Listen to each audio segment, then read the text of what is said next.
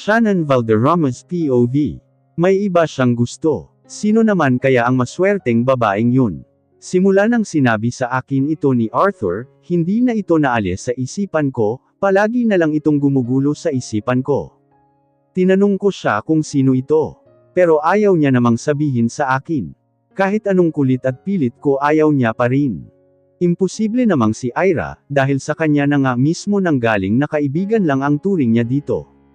Hindi kaya ako. Hay, dalagang abot sa langit ang kagandahan.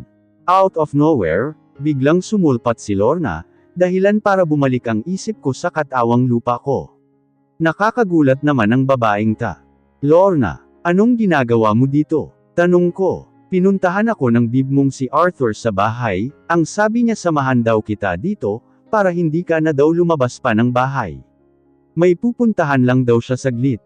Lagi na lang siyang umaalis. Hindi ka ba busy? Tanong ko, baka kasi mamaya may ginagawa pala siya, tapos itong si Arthur kung makoto sa kanya na bantayan ako, akala mo boss siya nito. Wala naman akong gagawin. Tsaka nagbabalak rin naman talaga akong pumunta dito, nabitin kasi ako sa kwentuhan natin kahapon. Sige, pero bago yun maglalaba muna ako. Balak ko talagang maglaba ngayon, wala na kasi akong susuotan, kaunti lang naman kasi yung nadala kong damit. At idadamay ko na rin yung damit ni Arthur sa paglalaba. Tamang-tama nandito ka. Pwede bang turuan mo ako? Hindi na ako magtataka kung bakit hindi ka marunong maglaba, dahil halata naman sa itsura mo na anak mayaman ka. Dapat ba akong ma-flattered sa sinabi niya? Matuturuan mo ba ako? Tanong ko pa. Oo naman, sisiw na sisiw lang sa akin ang paglalaba. Pero teka, alam ba ni Arthur na maglalaba ka? Hindi ba siya magagalit? Hindi naman siguro. Ang sabi niya lang naman sa akin na huwag akong maglinis ng bahay, iba iyon sa paglalaba, isa pa damit ko naman tong lalaban ko, alangan naman kasi ipalabo ko sa kanya diba? Bakit naman hindi? Magkasintahan naman kayo. Ano kasi, nahihiya naman akong ipalabo sa kanya yung mga damit na pinaghubaran ko. Bakit ka naman mahihiya? Kunot noong tanong niya pa. Ang dami naman niyang tanong. Mabuti pa magsimula na ako sa paglalaba, para matapos ko na agad hanggat may init pa. Pansamantala ko muna siyang iniwan para kunin ang mga labahin ko sa kwarto. Uunahin ko muna itong labhan bago yung kay Arthur. Shannon, pasensya na pero mukhang hindi kita matuturuan sa paglalaba, pumunta kasi dito ang inay ko, pinapapunta ako sa palengke para magtinda. May mahalaga kasing lakad ang inay, walang magbabantay sa pwesto namin sa palengke. Okay lang Lorna, naiintindihan ko, sige na, baka hinahanap ka na. Ano ba iyan, nakakainis. Hindi matuloy-tuloy ang syekahan natin. Ang dami ko na naman ikukwento sa'yo. Marami pa namang araw, kahit na bukas din ituloy natin. Ang bait-bait mo talaga, hindi ka lang super ganda. You too, ang bait mo rin. Magkaibigan na tayo ah. Ngumiti ako, sure, nakakakilig. First time kong nagkaroon ng kaibigang Diyosa. Kinikilig na sabi niya. Hindi na nagtagal pa si Lorna at agad na rin itong umalis, pero bago siya umalis ay tinuruan niya muna ako ng mga dapat kong gawin. Una, ang sabi niya lulubluban ko muna daw ang mga damit. Lulubluban, yung parang babanlawan daw. Yun ang pagkakaintindi ko sa sinabi niya. Pangalawa, maglagay daw ako ng detergent powder sa isang plangganang may tubig. Pangatlo, ilagay ko daw sa plangganang may detergent ang mga damit na niluluban ko, and then, iyon na pwede na akong magsimulang maglaba. Pang-apat, kapag nasabon ko na daw ang mga damit, ay banlawan ko na ito sa malinis na tubig ng 3 beses, tapos iyon na pwede ko na itong isampay. Madali lang palang maglaba, kayang-kaya ko ta. At iyon nga, nagsimulan na akong maglaba. Malinis naman yung mga damit namin, kaya mabilis lang akong natapos. Isinampay ko na ang mga ito sa labas ng bahay, pero nakakapagtaka lang, bakit nagkahalo-halo yung kulay ng mga damit? Oh my! I forgot! Need nga palang paghiwalayin ang puti sa decolor. Shannon, anong kasyungahan tong ginawa mo? Okay lang sana kung damit mo lang pero hindi dahil pati damit ni Arthur. Patay! Lagot ako. Paano na to? Anong gagawin ko? Unti-unti na akong kinain ng kaba at takot. Arthur de Gracia POV. Nakakahiya naman Arthur. Hindi na, ani ni Ira. Niyaya ko kasi siya na kumain sa bahay. Nagkasabay kami sa paglalakad, kaya naisip kong yayain na siyang kumain sa bahay. Bumili kasi ako ng pagkain, marami naman to para sa amin ni Shannon. I insist, Ira, marami naman tong nabili ko, hindi naman to mauubos ni Shannon, kahit pa sobrang takaw niya. Hindi ko napigilan ang pagkawala ng mahinang tawa sa aking bibig. Bigla kasing lumitaw sa isipan ko ang itsura ni Shannon habang kumakain, punong-puno ang bibig niya ng pagkain. Takaw talaga. Hindi ko malaman kung saan niya ba nilalagay ang kinakain niya, samantalang ang payat-payat niya. Arthur, hindi na. Ira, please. Ngayon na lang kami ulit nakapag-usap ng ganito.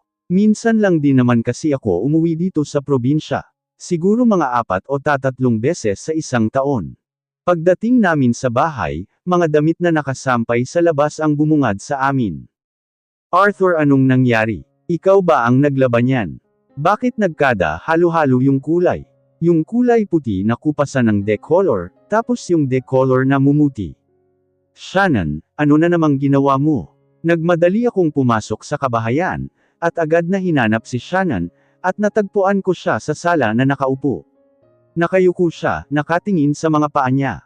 She's shaking. Malamang ay natatakot siya na baka magalit na naman ako sa kanya. Anong gagawin ko? Lagot ako nito. She murmured, paulit-ulit niya itong binibigkas. Napatingin ako sa kamay niya, namumula ito. Ano naman bang pumasok sa kukuti niya, at paglalaban naman ang napagtripan.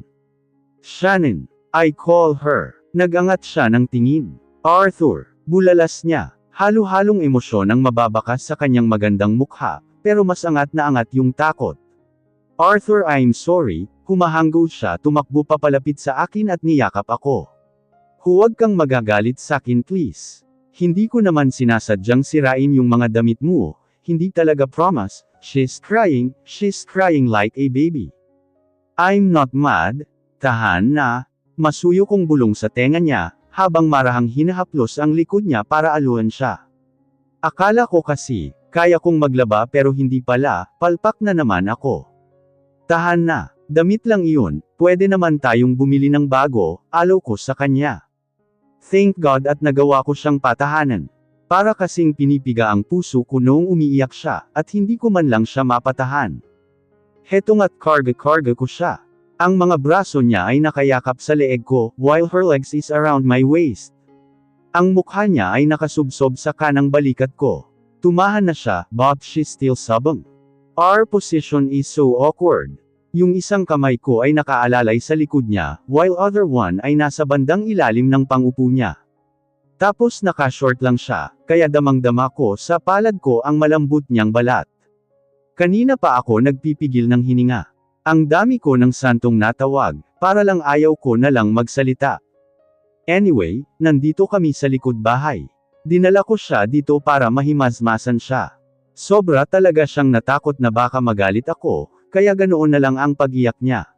Na-trauma na yata siya sa akin, dahil minsan ko na siyang sininghalan at sinigawan. Arthur, paano yung mga damit mo? Basag ang boses na tanong niya. I'm sorry talaga, hindi ko talaga. Huwag mo nang isipin pa yung mga damit, it's just a clothes, like I said earlier, bibili tayo ng bago, so don't worry. I said softly. Gusto ko lang naman labahan yung mga damit ko, kasi wala na akong maisuot. Ayaw ko namang pati yun, iasa ko pa sayo. Then naisip ko din na idamay na yung damit mo. I thought kaya ko, pero anong nangyari? Sinira ko yung mga damit, pati yung sayo na nadamay sa kaanuhan ko.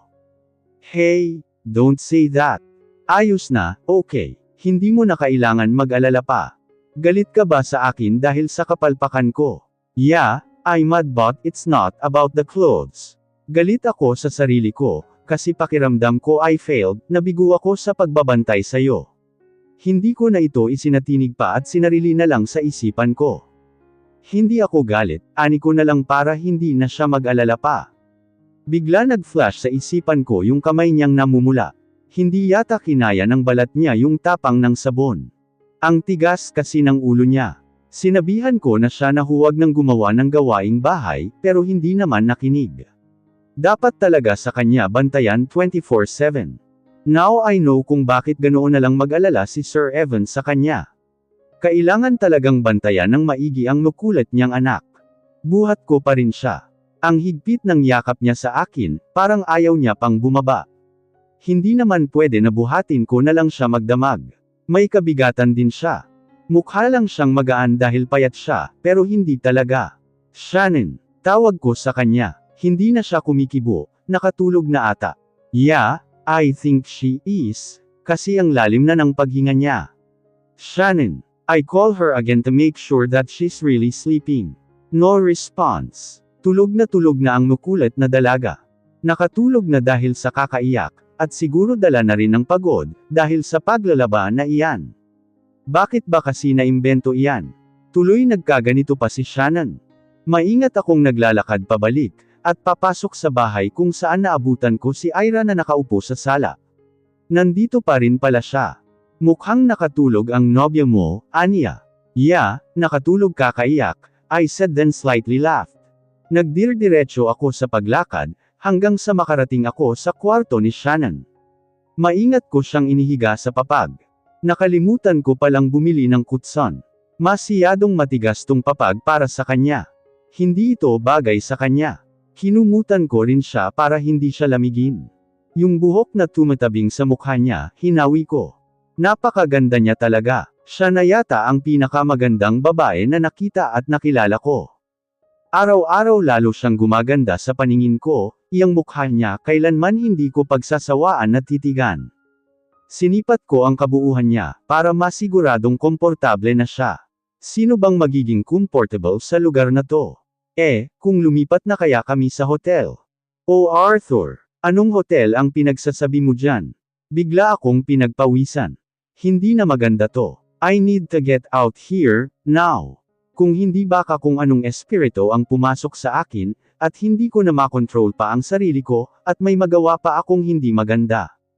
Lalabas na sana ako nang may maalala ako, yung kamay niya nga pala. Napabuntong hininga ako. Pumihit ako patalikod at lumapit ulit kay Shannon. Napabuntong hininga ulit ako, habang maingat na binaba ang kumot na tumatabing kay Shannon, tapos ay maingat kong inilabas ang mga kamay niya. Ibinalik ko ang kumot niya, pero tanging dibdib pababa na lang ang natatakpan. Ngayon malapitan ko nang nakikita ng mga kamay niya. Hindi lang pala ito namula, dahil may mga malilit na sugat din ito. Nagtadyes ang bagang ko. Bakit ba kasi ang tigas-tigas ng ulo mo, ha Shannon? Sermon ko sa kanya. Alam kong hindi niya ako naririnig, pero hindi ko talaga mapigilan ang inis na nararamdaman ko. Hindi ako sa kanya naiinis kundi sa paglalaba na iyan. Pati na rin yung sabon na ginamit niya. Teka nga, nasaan ba yung sabon na iyan? Sandali nga baby, may tuturuan lang ako ng leksyon, ani ko kay Shannon at mabigat ang hakbang na lumabas ng kwarto niya. Kamusta si Shannon? Si Ira, nandito pa rin siya. Hindi ko siya pinansin. Nilagpasan ko siya at tinungo ang likod ng bahay, kung saan naglaba si Shannon. Nang makita ko na ang hinahanap ko, ay agad ko itong ibinato sa malayo. Kainis kang sabon ka. Huwag ka nang babalik dito. Huwag kang magpapakita sa akin, kundi ipapasunog ko yung pabrika na pinanggalingan mo. Arthur, anong nangyari? May kaaway ka ba? Humahanggos na lumapit sa akin si Ira. Wala, naiinis lang ako sa sabon kaya binato ko. Nang dahil kasi dun ay nasugat ang kamay ni Shannon, inis na sabi ko. Ha, naiinis ka sa sabon, tama ba ang pagkakaintindi ko? Sabon ang dahilan kung bakit ka nagkakaganiyan. Hindi makapaniwala at gulat na tanong ni Ira. Akala ko pa naman kung sinong kaaway mo, sabon lang pala. Hindi lang basta sabon iyon, kundi napakadelikadong sabon. Dapat siguro ireklamo ko iyon, or mas maganda siguro na ipasara ko na yung pagawaan nun. Biglang natawa si Ira. Seryoso ka dyan Arthur? Anong nakakatawa sa sinabi ko? I'm dead serious. Alam mo Arthur, kasasabi mo lang, nasugat si Shannon. Dapat siguro ginagamot mo ito, kaysa sa kung ano-anong kabaliwan ang sinasabi, at binabalak mong gawin. Oo nga pala yung baby ko. Minsan nang nangyari sa akin iyan, may gamot sa bahay. Kukunin ko para magamot mo na si Shannon. Salamat Ira, ani ko kay Ira. Natapos ko ng paira ng gamot ang magkabilang kamay ni Shannon. Buti na lang talaga saktong nandito si Ira, at least hindi na ako nahirapan pa sa paghahanap ng pwedeng igamot sa kamay ni Shannon. Ano ka ba, para ka namang iba sa akin Arthur. Tsaka ako pa nga yung dapat magpasalamat dahil dito. Tukoy niya sa pagkaing ibinigay ko. Hindi kasi natuloy ang pagkain namin, dahil nga sa nangyari, at hindi pa rin pwedeng ituloy ngayon, dahil kailangan na niya na daw umuwi, dahil marami pa daw siyang gagawin, kaya pinauwi ko na lang sa kanya yung pagkain. Oo nga pala Arthur, wala akong klase bukas, wala akong gagawin. Kung gusto mo ako na lang ang maglalaba ng mga damit. Mareremedyohan ko pa ang mga to. Kayang-kaya ko pang maayos. Hindi na Ira, ipapalaundry ko na lang. Nako, gagastos ka pa Arthur. Isa pa, yung mga laundry shop, sa syudad pa. Ang layo-layo nito dito sa atin, kaya sa akin mo na lang ipalaba. Thanks but hindi na Ira, okay, Anya. Hindi ko naman talaga ipapalaundry pa yung mga damit. Ang balak ko ay itapon na ang mga ito. Ayaw ko nang makita pa ang mga damit na iyon. Umiinit lang ang ulo ko. Isa pa, matagal ko na ring gustong i-dispatcha ang mga damit ni Shannon. Lalo na yung mga shorts niya. Papalitan ko ito ng mga pijama, jogging pants or anything na mahaba, yung hindi makikita yung binti niya.